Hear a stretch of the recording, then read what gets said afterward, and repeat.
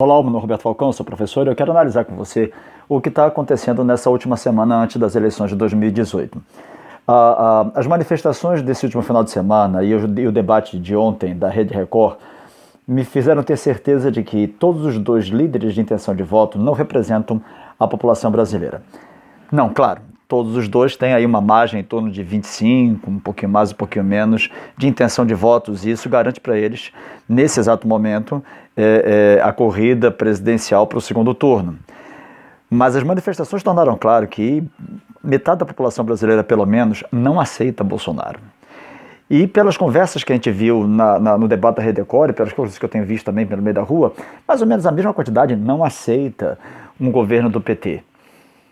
É muito curioso que nós tenhamos como dois sujeitos vencendo a corrida presidencial, duas pessoas que têm uma rejeição assim tão poderosa. Deixa eu ver se eu consigo fazer você entender, pelo menos me acompanhar na linha de raciocínio. Imagine Marina. Eu nem voto nela, mas quem está acompanhando o canal sabe que eu voto, mas eu não quero nem falar disso agora. Mas imagine Marina. Veja a pessoa que olha para a Marina e diz, eu não votaria nela, não acha um absurdo a existência de uma pessoa como Marina. Não é o que acontece com o Bolsonaro. Quem não aceita Bolsonaro não aceita mesmo. Acha que é inaceitável, a presença dele é repugnante. A mesma coisa acontece com o PT. Veja, o cara que não quer que o PT governe não quer de jeito nenhum. Como é que nós chegamos aí? É isso que eu queria a gente analisar. Como é que nós chegamos aí? Vou começar pela análise do que eu acho que fez o fenômeno Bolsonaro, uma das coisas que fez o fenômeno Bolsonaro crescer. E a verdade é que o que fez o fenômeno Bolsonaro crescer foi o PT. Sim. Com isso eu não quero dizer que Lula não representou um papel muito importante. Com isso eu não quero dizer que Lula ele não foi essencial, sobretudo para as camadas mais baixas do Brasil. Com isso eu não quero negar as mais de 100 instituições de ensino público federal que foram construídas no tempo do PT no país da gente. Não é isso que eu quero dizer. Não quero dizer que não há méritos, mas eu quero dizer que há deméritos vigorosíssimos.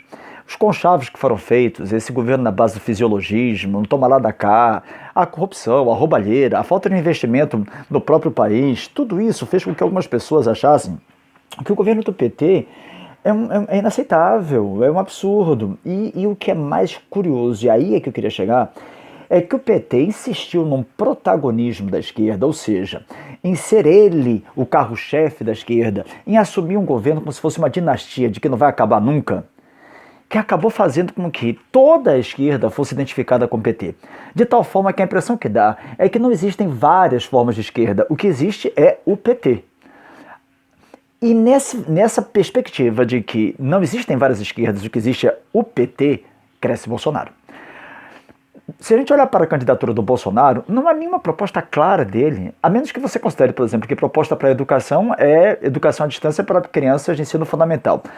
A menos que você ache que proposta para combater a violência é colocar arma na mão de todo mundo e cada um que se vire, e isso é uma proposta inteligente para a segurança pública.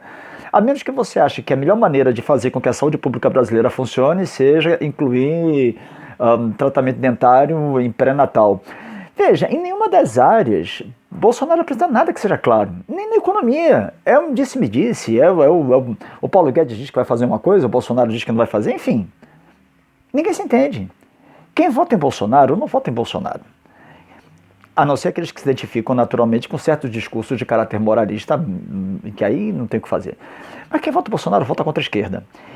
E ele não consegue identificar mais que a esquerda não é uma coisa só. Ele consegue identificar que a esquerda é o PT. Então ele vota contra o PT pelo excesso de protagonismo. Agora veja onde eu quero chegar. E por que que o cara que vota contra o PT hoje assume um comportamento tão radical? Porque na cabeça dele, se qualquer outro sujeito, isso inclui Boulos, Marina, Ciro, de esquerda assumir, repetirá o modelo de governança do PT. E ele quer uma tentativa diferente. Ele quer outra coisa, ele quer mudar esse processo. Mesmo que ele saiba que Bolsonaro não é o candidato ideal da direita, aliás, não é nenhum cara que represente o liberalismo econômico, mas ele não quer o governo do PT. Vamos agora para o outro lado. Tem gente que não aceita Bolsonaro por hipótese nenhuma.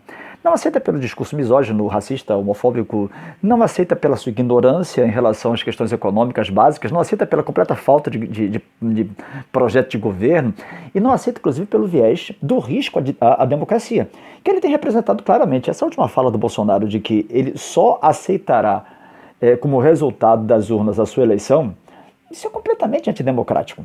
Mas eu também quero lembrar que essa situação agora do PT, veja que eu não estou falando do Haddad, porque o Haddad nem é o candidato, gente, o candidato é o PT. Ninguém sabe nada quase sobre o Haddad. O Haddad para a maioria da população, um ilustre desconhecido, como era Dilma.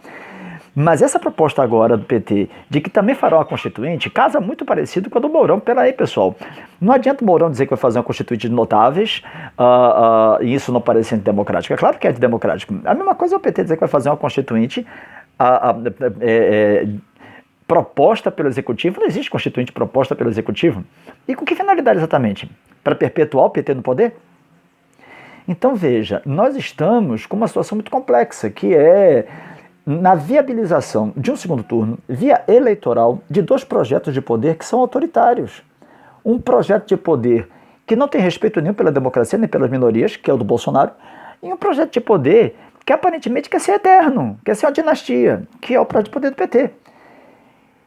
E eu convoco vocês todos a analisarem direitinho sobre isso. Porque a nossa responsabilidade de ter uma terceira via, qualquer que seja ela, para o segundo turno, tem que ser definida por uma composição agora, no primeiro turno. A gente precisa realmente imaginar alguém que tenha a condição de representar uma outra possibilidade.